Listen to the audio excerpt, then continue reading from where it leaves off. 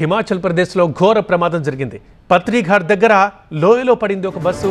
17 మంది ప్రయాణికులకు తీవ్ర గాయాలైనట్టుగా తెలుస్తోంది. వెంటనే దగ్గరలో ఉన్న ఆసుపత్రికి క్షతగాత్రుల్ని తరలించారు. స్పాట్లో సహాయక చర్యలు కొనసాగుతున్నాయి. మనం రిజల్ట్స్లో చూస్తున్నాం. పూర్తిగా బోల్తా పడింది బస్సు. ఇక అక్కడ సహాయక చర్యలు సాగిస్తున్నారు, కానీ వర్షం పడుతుంది కాబట్టి అది కొంచెం ఇబ్బందిగా మారింది. ఇక ప్రమాదం గురించి తెలియగానే ప్రయాణికుల బంధువులంతా హుటాహుటిన అక్కడికి చేరుకున్నారు. బస్సులో మొత్తం 25 మంది ప్రయాణికులు ఉన్నారు. అందులో 17 మంది గాయపడ్డట్టుగా తెలుస్తోంది.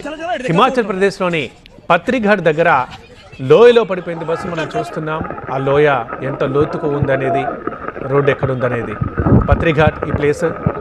ఇందులో 25 మంది ప్రయాణిస్తున్నారు ఈ బస్సులో.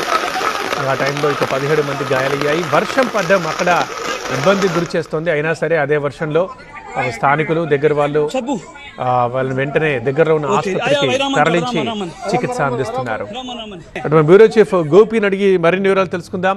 గోపి, ప్రమాదం ఎలా జరిగింది? మొత్తం ఎంతమంది ప్రయాణికులు ఉన్నారు? గాయపడ్డ వారికి పరిస్థితి ఎలా ఉంది?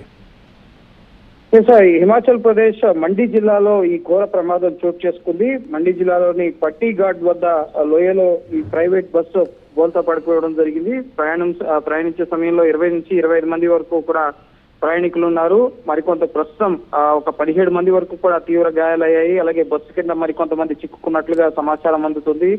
సో ఈ ఉదయం బస్సు జుహూ నుంచి మండికి వెళ్తుండగా ఈ ప్రమాదం చోటు చేసుకుంది. హిమాచల్ ప్రదేశ్ మండి జిల్లాలో ముఖ్యంగా ఎత్తైన కొండలు, లోయ ప్రాంతాల గుండా మార్గం అనేది ఉంటుంది. వర్షం పడుతుంది. సో వర్షం కారణంగా అదుపు తప్పి బస్సు ఈ లోయలో పడిపోయినట్లుగా తెలుస్తుంది. డ్రైవర్ నిర్లక్ష్యమా లేక ఇటు రోడ్డు అదుపు తప్పి టైర్లో స్లిప్ అయి లోయలో పడిపోయిందా అన్నది ఇంకా సమాచారం తెలియరావాల్సి ఉంది. దీనిపైన దర్యాప్తు తర్వాతే సమగ్ర వివరాలు వెల్లడయ్యే అవకాశం ఉంటుంది. ప్రస్తుతం గాయపడిన వారిని అయితే స్థానిక ఆసుపత్రులకి తరలిస్తున్నారు. స్థానిక ప్రజానికం అలాగే రెస్క్యూ టీమ్స్ సహాయక కార్యక్రమాల్లో పాల్గొంటున్నాయి. అంతా కూడా ఉత్తరాఖండ్ పర్యాటక చూడడానికి వచ్చిన వారుగా తెలుస్తుంది.